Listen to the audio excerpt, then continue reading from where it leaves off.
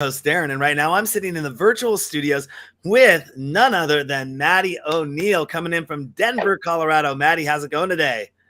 Good. How are you? I'm doing great. Don't you just love those technical screw-ups that take 53 minutes to fix during an interview, and it's not your problem? It's the actual live streaming company's problem? Yeah, love it. Oh, well, you know what? It looks like we're going to be able to possibly accomplish this interview today. It's such a pleasure to have you on. I know you're so busy running around, doing interviews all over the place, but we're going to jump right into everything. You just released your LP, or 10-track LP, Ricochet. Tell us about that, how that album came about. Well, it's been in the works for it was in the works for 8 months or so. I started it last December and it's finally out in the world. I'm kind of in that afterglow phase right now. Yeah, I just kind of came together. I just felt like it was time to write my next big project. I had been doing singles and EPs and remixes, and there just came a time where, I just felt like I wanted to write the next big project, and I kind of just dove in. I spent a month and a half experimenting and, gathering kind of like my palette, so to speak, before I started writing. And yeah, I got some really awesome guests on the record, and yeah, I'm just happy that it's in the world. Most people release singles or EPs. What made you go with the full LP on this? I had done about 4 or 5 EPs over the last couple of years and doing singles, and there's just something special about a full-length album that I can kind of explore, go a little deeper. There's less pressure, in my opinion, when I'm writing an album, because it's, I can have chill songs, I can have bangers, I can kind of give people surprises, little tidbits of things that if it was just a standalone single, people might be like, oh, like what direction is she trying to go? But if it's on a record, I can explore and be more versatile. So it was really awesome to be able to stretch out a little bit. And I liked it so much. I listened to it twice this morning while doing research on you. It was awesome. I still can't figure out which one is my favorite track off of it yet. But if you had to pick one of the, is there a feature track that you're really trying to push out there that says, like, I remember days of old when I was a kid growing up, you'd get an album and it'd have that radio playable song on it. And then, then it had the B-sides. Yeah. I don't think is there anything called the B-sides anymore, because nobody flips it over. I think that ended with compact discs, right? Yeah. So is there an A-side, B-side to this? Is there like, and usually it was always like track number 2 or track number 3, because you'd have that build up. Was it laid out like that, or did you just, like you said, kind of got to put everything on there that you wanted to put on there and say, here's Ricochet? Well, I wrote about 40 songs when I was going into the album, and then these 10 were kind of the ones that I decided on because they felt cohesive. And yeah, I just tried to pick my favorite out of like the big batch that I created. So yeah, I have favorites in all different ways. Slow Motion is my favorite chill song on the record. It was I wrote it in the middle of winter, and it was one of those songs that I sat down to write, and then it was almost like I blacked out. Like at the end of the song, I was like, what just happened? I just wrote that. I was like so in the zone when I wrote it that, yeah, that's one of the coolest feelings when I write a song too, is when I'm just like, I couldn't recreate that if I tried. I had to mute my mic because I live on one of the busiest, worst downtown street corners in Seattle, Washington, which would be the equivalent of living on the corner of Times Square in New York, but doing that in Seattle, Washington, where we're at. And so the ambulances and fire trucks use it as their thoroughfare to go up and down. And I was in an interview recently, and didn't realize how loud it is in the background. The ambulance was like right there going, wee. So I was muted. Right outside. I heard everything you said there. And, that's awesome. Being able to put that out. Now, do you release on a label that you work with, or you self-release? This one was actually an independent release, which I'm super proud of. I had a really awesome team behind me, kind of supporting me to be able to do that and feel comfortable enough where I am to do an independent release and having all the right avenues to promote it properly, because that's one of the things that labels are, beneficial for. But if you can do it on your own, more power to you if you want to own your masters.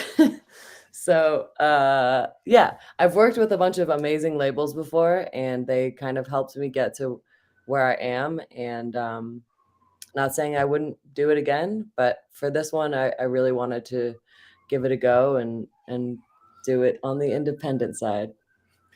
What was your strongest motivation to pursue a career in music? Because from your bio it says you were self-taught you self-taught yourself as a DJ and being a producer. Yeah. What was the motivation to do that?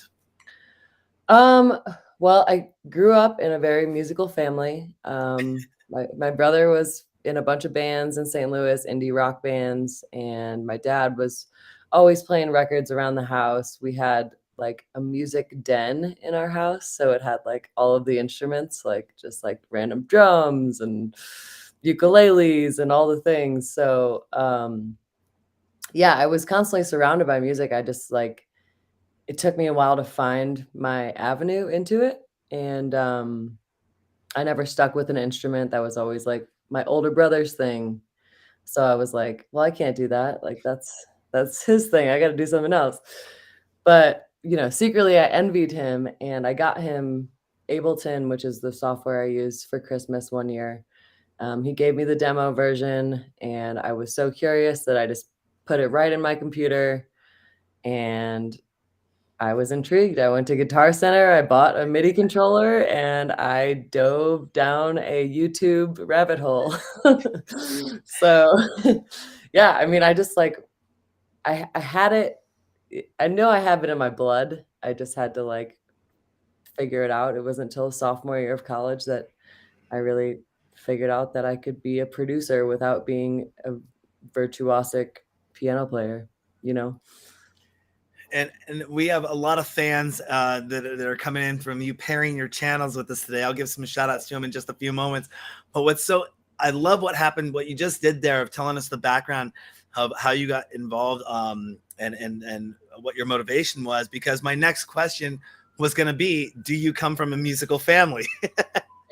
And he just led right into that. And I always love it when that happens on the show, where the questions just kind of like, the guest answers the question before I get to ask the question. It's awesome. Now, you said you learned a lot on, dove right in watching a lot of YouTube videos and things like that. Did you ever go and get any formal education, or was this are you still just completely all self-taught? No, I have zero formal training at all. When it comes to DJing or producing or mixing, I kind of it was like trial and error. I definitely had some friends that I would hang out with when I was learning how to produce. Some of my fans might know, like Michael Menard and Late Night Radio and Mikey Thunder. I had this original gang in Denver called Super Best Records, and it was this group of people, that I had met initially getting into the music scene. So me and Alex, Late Night Radio, when I was in my old project, we used to just call each other like every day and be like, check out this song I made, or check out this tool that I just learned, or this, technique. So we would share things back and forth with each other. But that was the extent of my like formal showing me how to do something. Training. Awesome. I'm going to take a quick break right here to give some shout outs to your fans. We got Maddie, we got Caitlin, we got Caleb, we got Roses, or Redder, we got Wall Lead, We got Justin, we got Jessica. I want to give you all a shout out for thank you for watching this. You're all watching it on Facebook. And thanks for tuning in. More questions coming this way. You know, is the first record, or it doesn't sound like, did you start with vinyl or did you start in the digital age DJing? So I started producing way before I started DJing. Okay. Which is really interesting. I feel like most people do it the other way. They start DJing and then they're like, I want to make my own songs so that I can DJ them. I just wanted to figure out how to make music. So I started with vinyl sampling, but not DJing. So I would go to record stores and pick up vinyl and I would sample it with a USB port direct into my computer. And I would just like create sample libraries for myself, start chopping them up. And that's how I learned a lot about how to produce, was doing it that way, is finding records that I loved and chopping them up. And yeah, so I did learn from vinyl, but not DJing. And do you remember the first record that you bought? And is it worth mentioning or is it embarrassing? I don't remember the first record that I bought because I would go, when I first started digging, I would literally dig like blindly. I would look at like a cover, not knowing who it was, and be like, wow, look at these motherfuckers. Like, I want to see what this sounds like. So I have a huge vinyl selection downstairs. So I would just come home with stacks like from the dollar bin. Yeah, there's notes on the back of them. I'm glad that I did that because even 10 years ago, I would write next to it like, this one has a good sample, or like, you know, things that to come back to later. So yeah. And how would you define success as a DJ / producer? Is that a Beatport top 10 hit, a sold out tour? What are your thoughts on this? I'm just blown away every day to know that I have a career being creative and doing something that I love. And I think at the end of the day, that is the ultimate success. As long as I can continue to do that, I'm happy. I've definitely am very grateful for where I am today and, you know, the growth that I've had. A lot of the people up in the chat have been, you know, following me for a long time. And I really just turned up the heat a little bit on my work ethic post-pandemic. I really just got even hungrier. I was like, if this is what I want to do, you know, I thought I was giving it 100%, but I wasn't. There's always a little bit further that you can go. And I think that this past year, I really just changed my lifestyle habits and really kind of dove a little bit deeper into what I do. And I think my success as of lately, I think, is a direct reflection of how hard I've been working, which is awesome to say.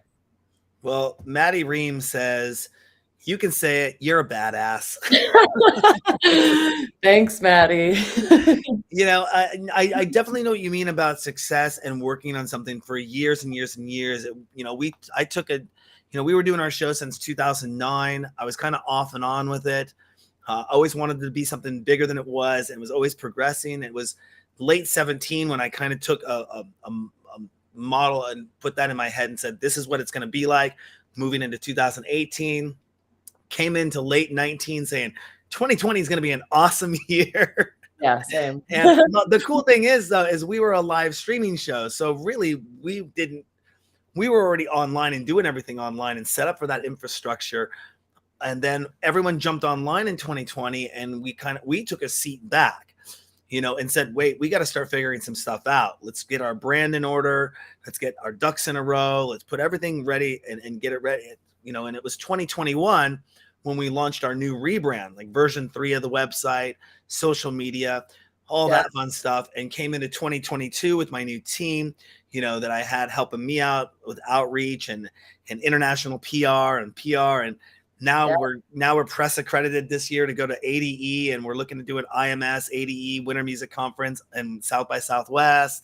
partnering Hell with major labels and sponsorships. It's like, and there's always little additions that happen along the way. Like you said, that you think you have it 100% here, but yeah. you really look back and you had like 35%, and there's always so much more.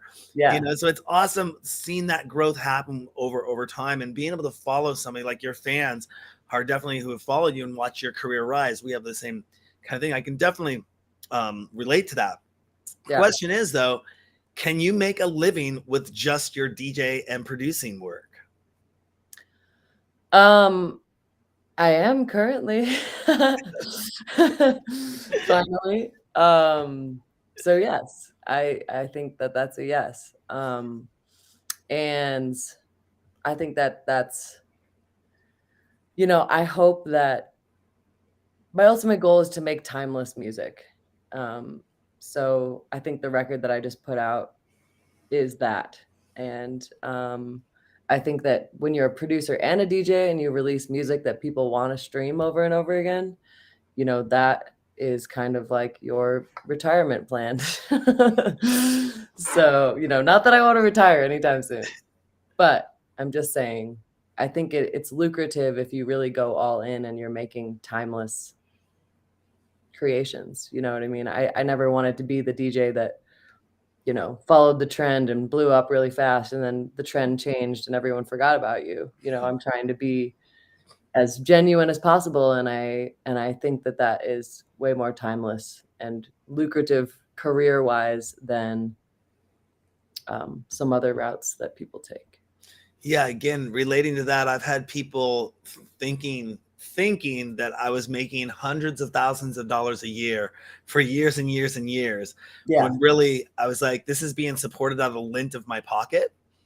yeah, They didn't know I was like living not even almost paycheck to paycheck, but going to food banks and yeah, literally like to make, but keeping the art alive, and you got to push through some of those struggles to attain your goals and get to where you're at. And even now, we're still doing comfortable, but we're looking for that next level.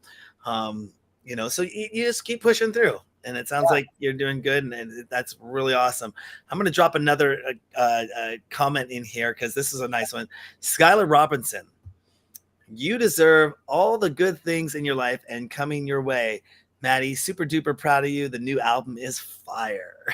oh, thank you. To drop that one in there. Um, Appreciate.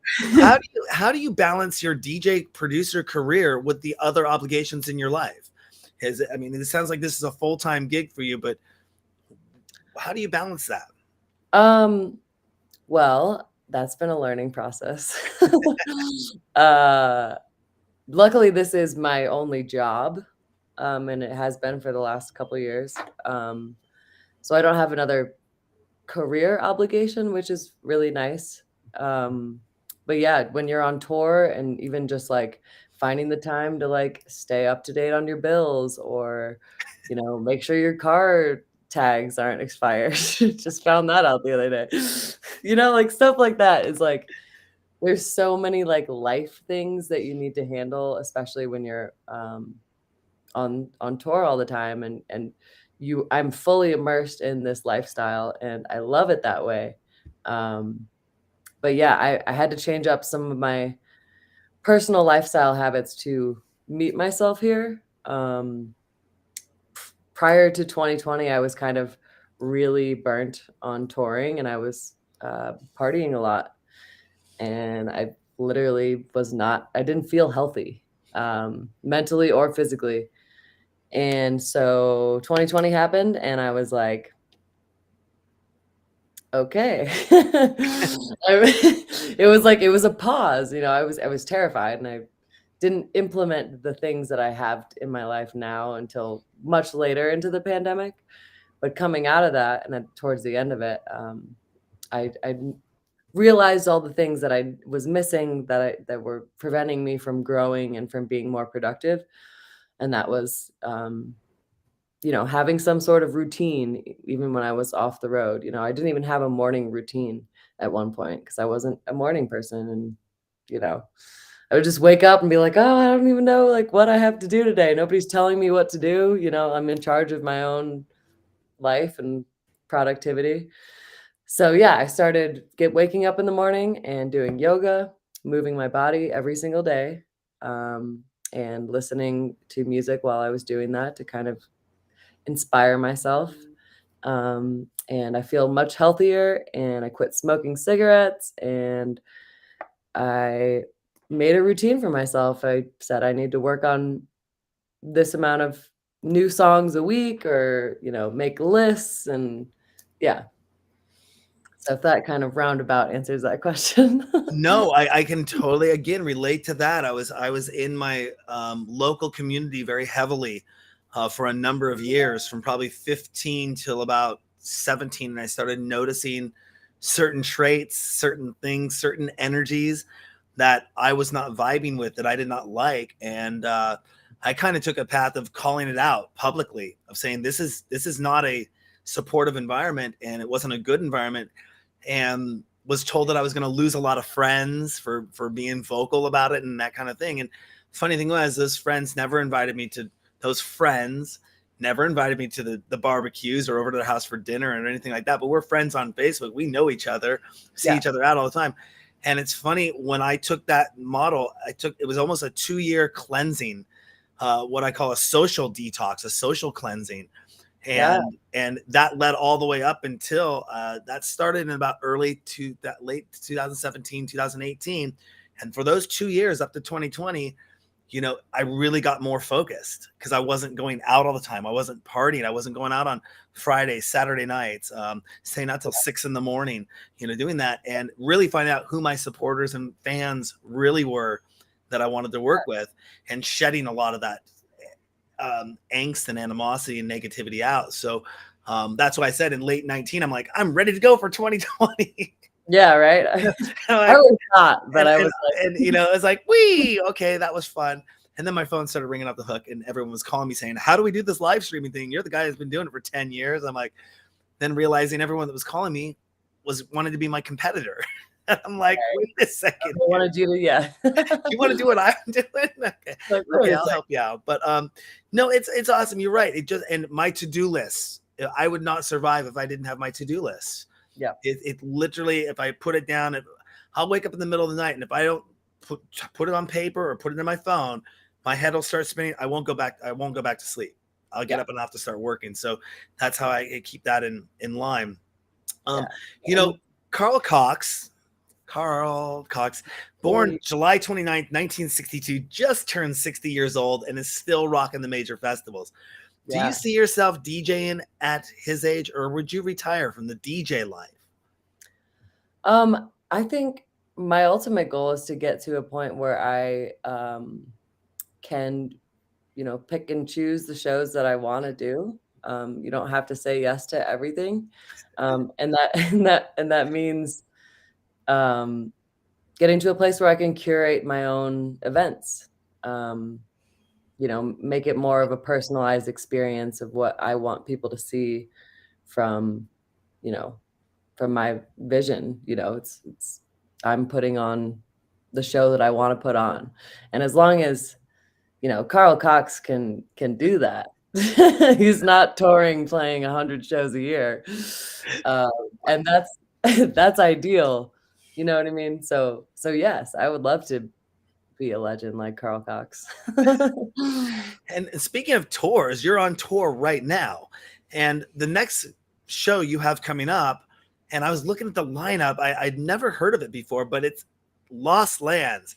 Tell us how excited you are to be playing that show. I mean, that lineup is just huge. I mean, huge. It's so big, the list can't even fit in my hands on the screen. I know. I actually need to work on that set today. But yeah, I mean, everyone says that it's the Super Bowl of bass music. So my expectations are high. I'm really excited to see what it's all about, and I'm pumped to be included on the lineup. I'm playing like 2 a.m. Sunday night into Monday morning. So I'm hoping the headbangers are still banging. They will be. Yeah, I know. Is the biggest crowd that you play? So you played events obviously prior to this, is the biggest crowd you've ever played for, has that been your best crowd, or are you still waiting to find that best crowd, or is every crowd the best crowd? I gave you a nod. Um, Not every crowd is the best crowd. I'll be completely honest. But every show has its moments. One of my favorite ones from this past year is Summer Camp Music Festival. It's definitely one of the biggest crowds I've ever had. And I've kind of been like indoctrinated into like being a local there. I've played like 7 years in a row, so a lot of the fans are returning, and I get to like grow this little festival community that gets to see me year after year. So that one is really special to me. It feels kind of like my home festival, and yeah, that was one of my favorite sets I've ever played. I see someone said Secret Dreams. That one was really fun. That's actually the same location as Lost Lands, but they just had the dinosaurs like parked in the woods. It was really funny. But yeah, those two were great. I got to play Lollapalooza this year, which was insane. Just being a part of a festival on that level, like that caliber of an event, was pretty wild. Yeah, I mean, everywhere I go, it's just cool to see, you know, that the internet is real. You know what I mean? So Wait, you can touch the internet? yeah, woo! You know what I mean? Like the people that you're talking to, and you're like, oh, you live here. You know, like putting the pieces together of like where your fans are. Yeah, it's awesome. It's really cool to meet people all over the country and kind of like see where I have pockets of squads. And you mentioned the internet being real. Have you looked at doing anything in the metaverse yet? Have you done anything in VR or been asked to do anything in virtual reality? I haven't. I'm very curious. Yeah, I mean, I feel like the next couple of years even is gonna get real wild in that. Definitely. We just soft launched 2 virtual reality nightclubs in alt space, Oh, wow. entry and beta, and we're just putting the final touches on them so we can start grand opening them and then do interviews like this being inside there. And then we can also do record release parties, meet and greets. It's a whole nother world. It's so Oh, awesome. And we see it as being, I've always been an early adapter to technology. So, you know, I was in public access television in the beginning, back in the early 90s, got into broadcast television because that was the right, only distribution for video other than right, film, but you didn't make film and show interviews in the theater really. right. And then when podcasting came out, the video podcasting came out, we were very early adapters to that. And then live streaming as well. And obviously on top of all this, you have your websites that people started getting websites, and then social media on top of that. But Yeah, now we're seeing virtual reality being that next frontier where you're going to have a ultimate branding experience on multiple different platforms. It's not just, there's not just one Facebook or there's just one MySpace. right. People remember MySpace, you know, Yes. there's alt space, there's VR chat, there's Solarium, there's Decentraland, there's all these different virtual reality worlds where you can pick and choose your flavor of how you want to interact with the metaverse. So, you know, we're excited for that to start up and That's so start wild. moving forward.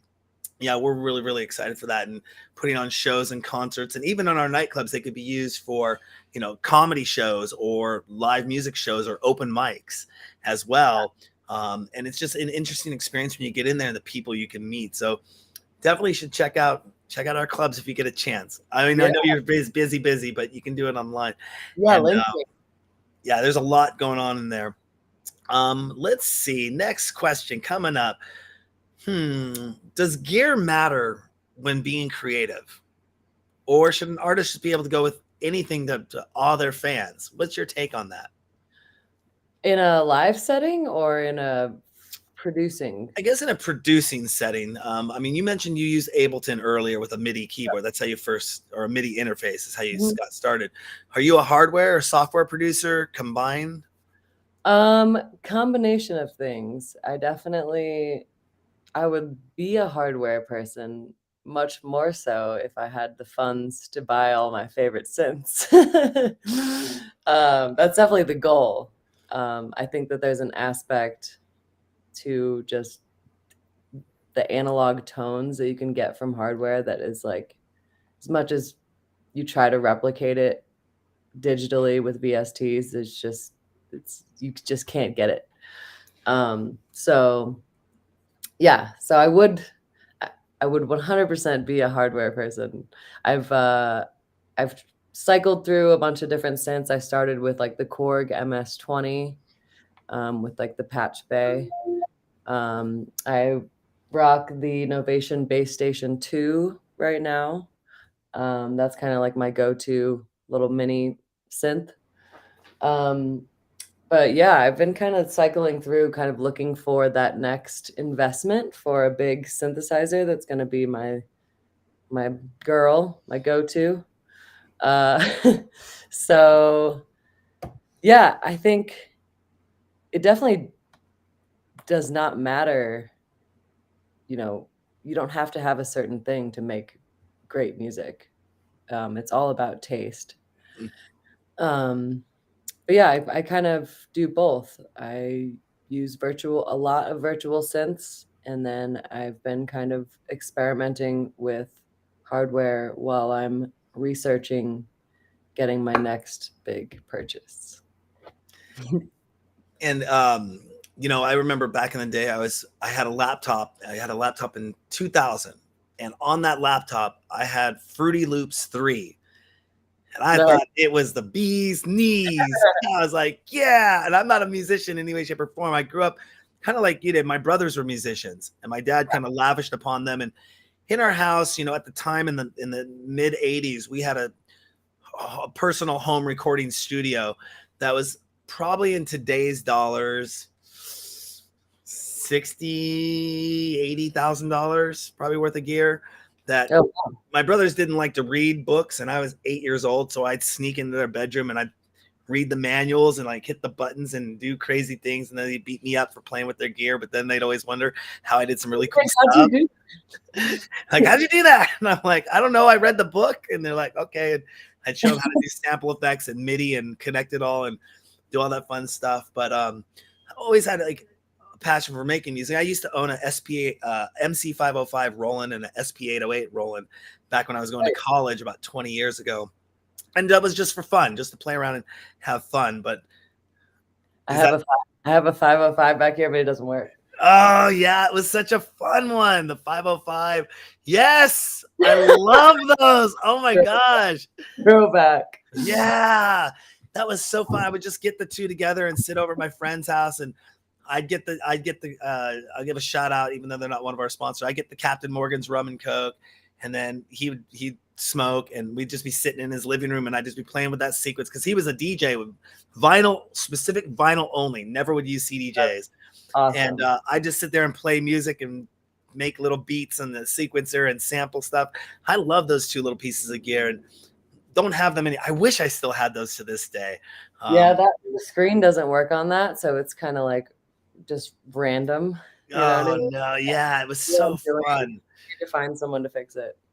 But yeah, anyways, musically, I wouldn't say I was musically inclined, but definitely the musical influence. I turned more towards video, obviously, and played with Dad's video camera that I wasn't supposed to touch either. So, but that being said, if you could pick one producer outside of your genre of music that would be your favorite producer that you listen to or love to hear what they release, who would that be and why? Madlib. Yeah. Mm-hmm. Just because he's a fucking genius. What is that record that he put out? The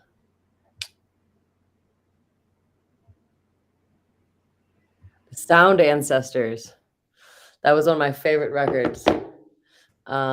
He's just completely outside of the box.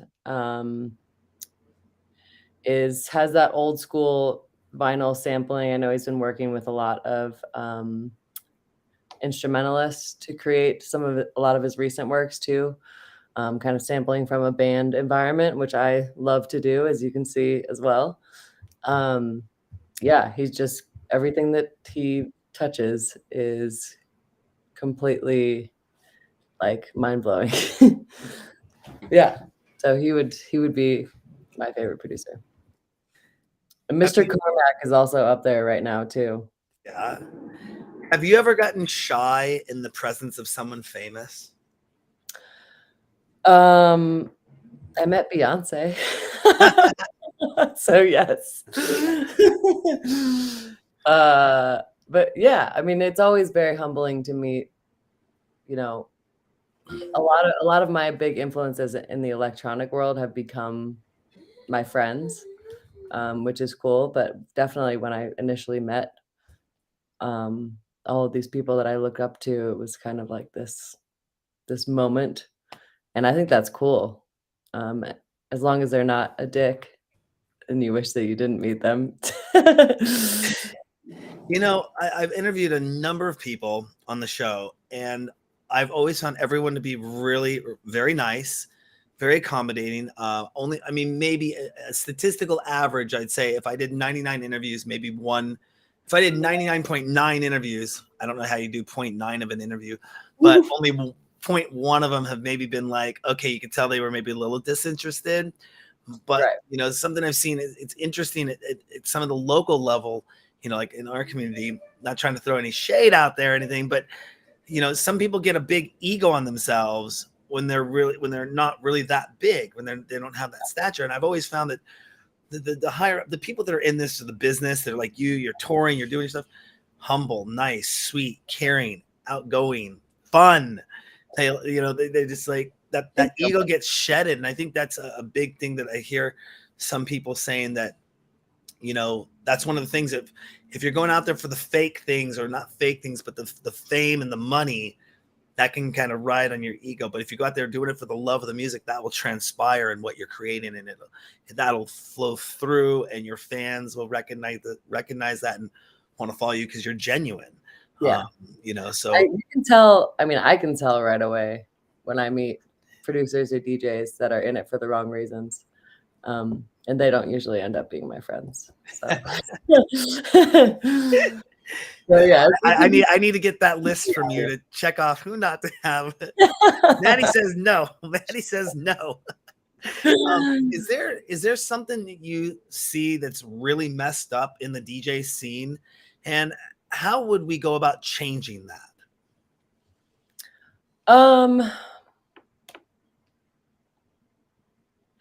I think that drug culture is a major, major issue.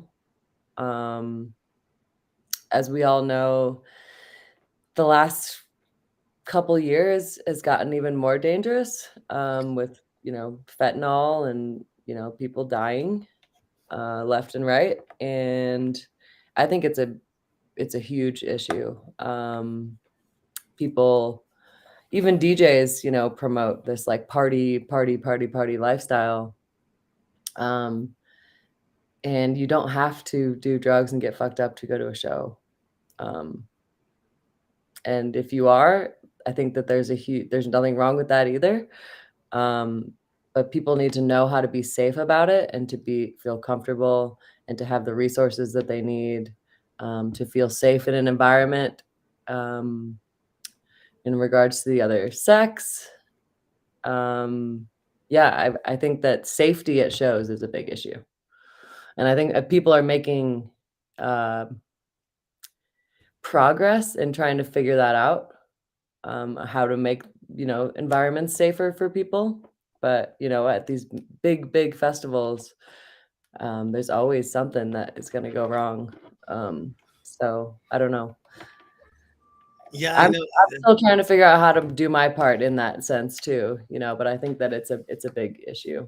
Yeah, I mean, how do you take party culture out of the party? I've talked with people that do shows, obviously in the U.S., and people that do shows in Europe, and one of the questions I ask is, you know, after seeing the rise of electronic music in the U.S. scene, does it differ, or does it compare to what's been going on over in Europe? Because it's been the big festivals and everything have been happening over there for years and years and years before the rise of electronic in the States, electronic music in the States. I mean, I started in underground literally at a nightclub called the Underground in 1992, going out as an 18-year-old kid. And we were the party kids. And then the rave scene happened, the Candy Kids happened, and that kind of blew up. But it was still at that time, Nirvana and Soundgarden and rock and roll was prevalent in the States. It was not on the cover of Rolling Stone, and I don't know. I mean, it was sort of when you got into the late 90s, you started hearing it playing out at nightclubs a lot more. The DJs started becoming a lot more prominent at the clubs, especially here in Seattle, which was the hotbed of grunge music for the world, in that time. And, we started seeing the band club, the clubs with bands in them started fading away, and the DJs started giving rise to the DJs, which was interesting. And then all of a sudden it was like, bam, here's DJ, music and DJs playing out. And that was the hip thing to go do. Gosh, did I just use the word hip in a sentence? Oh, gosh, I'm not that old. You're talking about the past. Yeah. I guess I can use it because it's in the past. Yeah, that makes sense. But, and then it became obviously the big festivals, the big, huge, massive shows. And then you get into your EDCs and, your Lost Lands and, and then we had cell phones come out with and people could start taking pictures and sharing this on social media. Mm-hmm. And then everyone started going, whoa, let's go to that. And it just started this huge groundswell of electronic music. It's just been very interesting. But how do you take the party culture out of the party? And I think that's almost synonymous. We don't take the party culture out. I just think we need to make it safer. Mm-hmm. Because they are synonymous, and that's, we know that. I just think that, every venue or festival need to make bigger efforts to have resources for people to test their drugs or to know exactly where they need to go if they don't feel safe, or, things like that. And I think we're making progress with that. But I think that, it should be a priority for venues. Absolutely. There was a couple organizations here in Washington that did that. And I think one of the reasons that the major company up here didn't want I'm not speaking for them, just I'm kind of remembering stories told, was that if they brought on an event company or a company that did drug testing on site, that they might be heralded as that they're promoting drug use. Right. And so how do you get around that with saying, we want to be safe, we want this to come here? Can that be done in the States, safely, or other states may say, we love that, we encourage that. How does that look on the whole? I'm all for that. I think that's a smart thing to do. I think it's a safe thing to do. But, are you now promoting illegal drug use? And hopefully it's gonna happen no matter what. Like, we all know this. Well, hopefully we can, if we can see, and this is a big hope, that we can see the cannabis. If cannabis can move down from a Schedule 1 to a Schedule 2, it opens it up for more testing. And then if they can start, like some states have legalized mushrooms, for psychedelic, and now you're hearing about ketamine testing going on for depression, things of that nature. So I think they're on to something here where it can be safely regulated and out there, but it might be a few years out before everyone gets on board. But I think when cannabis started becoming legal in multiple states and they saw it as a revenue form and a tax form, I could go all down that because I used to be in cannabis business for years back in the day. But I think Colorado, so I see. Yeah, right. Yeah, we both, Washington and Colorado legalized it at the same time. I was actually down there for the Cannabis Cup in 2014. 13 or 14. Wow, that was crazy. That's a whole nother story though. I'm a huge proponent of psychedelics and and weed and everything. I just think that there's other substances and things that are being synthesized that are not as safe, and there should be an outlet at shows if things go wrong. Absolutely. I always pray the safety crews. I think are really an awesome thing to have at events. Even if you're throwing a small event, you have a couple of people there, or if you're throwing a large event and you have a whole team of 50 to 60 or 100 people there, kind of walking around, checking things out, making sure water's being handed out, or knowing where to go to direct people to the right. You're right. The safety tents or whatnot is a huge thing. Yeah. Do you think you'd ever stop making music in favor of another art form? No. I mean, over 2020, I think every human, no matter what you were doing, had that thought. Like, what if my career doesn't come back? Like, who am I? What am I doing? What else would I do? And I felt like a total crazy person thinking about not making music. It's kind of like my chosen form of expression, and I can tell if I don't make music for like a week or however long. I feel it. So I'm not saying I'm not interested in other art forms, but I think no matter what happens in the course of my life, whether I'm choosing to do music professionally or not, I will always make music. Yeah. I think you're absolutely correct. My personal take on it is once the copyright thing finally gets finalized, which is going to be an interesting thing because a lot of artists had to struggle with that. My take on people going online and using online as a platform and making their own labels and self-releasing is going to be the next kind of forward thing that people are going to be able to do this and make a living doing it with fan support, things Yeah. like Patreon, donations, all that. But the biggest one, the little three buzzword letters that have been on everyone's mind, and even though the market's dipped a little bit, was NFTs. Did you actually think about releasing anything as an NFT with Ricochet? I've thought about it. Well, just getting into the NFT space in general. I had a couple of opportunities come my way that were a little shady. Um, and they kind of like burnt me on that space for a little bit. So yeah, I just, there was so much that went into making this record and getting the art right and getting, all of the assets together and the mixing and the mastering and, I'm working on vinyl and merch and, like there's so much that goes into writing the record post writing phases, that I just, I didn't want to overwhelm myself. But I am still curious. I'm very curious about the NFT space. I just have not found the right thing for it yet, or the right people to work with. Yeah. Luckily, I have a guy up here who's like a super genius and knows all about it, knows all about the crypto market and everything. And we're still trying to figure out how to get our videos like this interview and make it an NFT.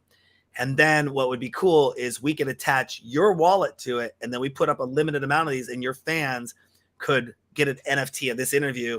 And if it ever moved or went out, you would still, obviously something would go to your wallet. And it's really cool. But our files are usually like a gigabyte in size. And most people are working with an image file or a smaller music file. So we're trying to get a gigabyte. And my friend has got an algorithm that gets it down to like 100 megabytes, but even that's huge for NFTs. But we're working on it, and we're super excited to see. Zip this thing. What's that? Like, how many times can I zip this thing? Exactly. It's just an interesting world. We're barely scratching the surface on it. But again, like you said, you're focusing on your releases, your albums, your songwriting, your touring, just like I'm over here getting ready to launch our own album and get ready to go out to other countries and be on the red carpet again and doing VR nightclubs. And I'm like, do I really want to throw NFTs into the mix? So totally understand it from there. Sometimes you just need to focus on the task at hand. I'm so curious about all of those spaces, and I would love to hear from you post interview about the VR worlds and all of that. But yeah, I didn't want to get burnt out or overwhelmed. Like I was talking about how I was in years past. So I'm trying to really pick and choose where my focus goes currently. I've done that a few times, and now it's been working fine ever since I got everything ratified, I guess you could say. But Wow. I want to know, I have a few more questions here before we let you go. Yeah. Tell us about Maddy merch. Ooh.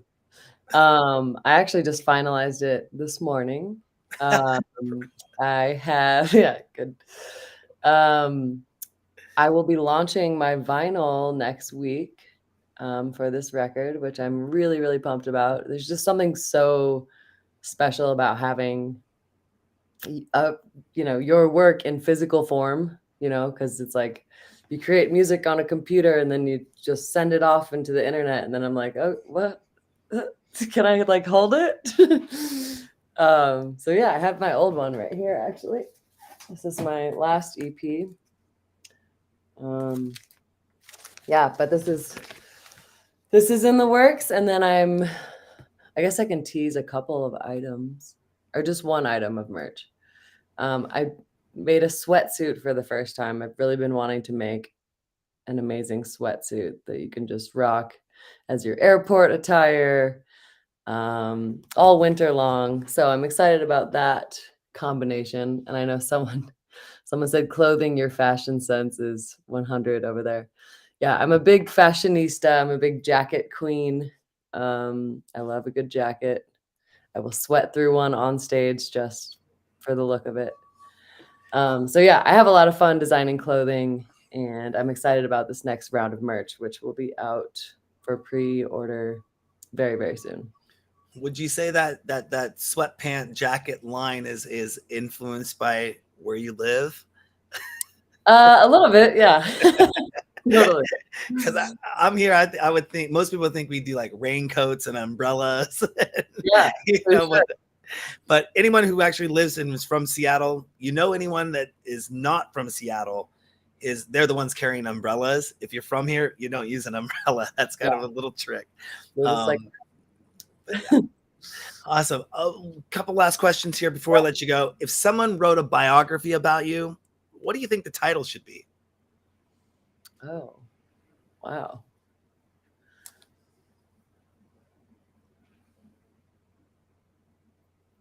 I wouldn't want to name it myself. I'd be curious to see what other people had to say. I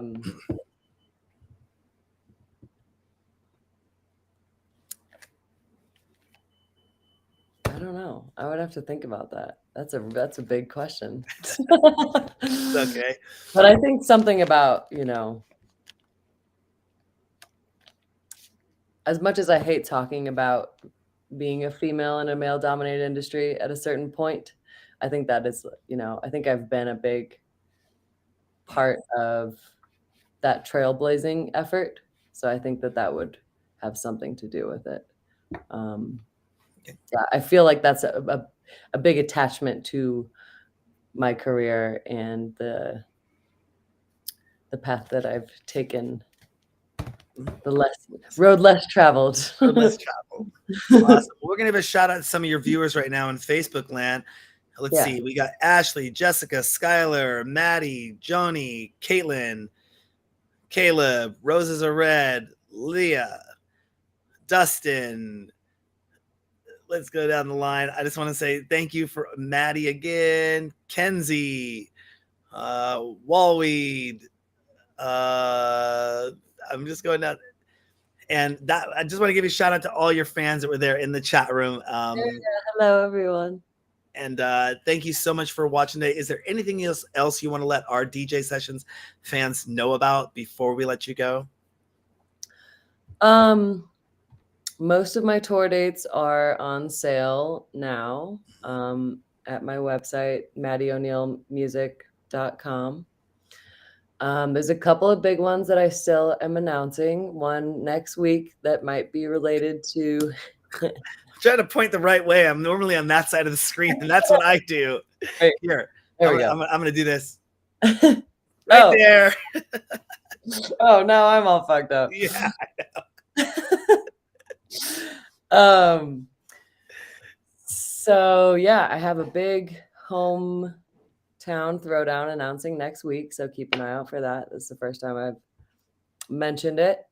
All the rest of my tour dates are on sale. I'm doing some dates with Opio, with Sodown, with STS9, some headline dates.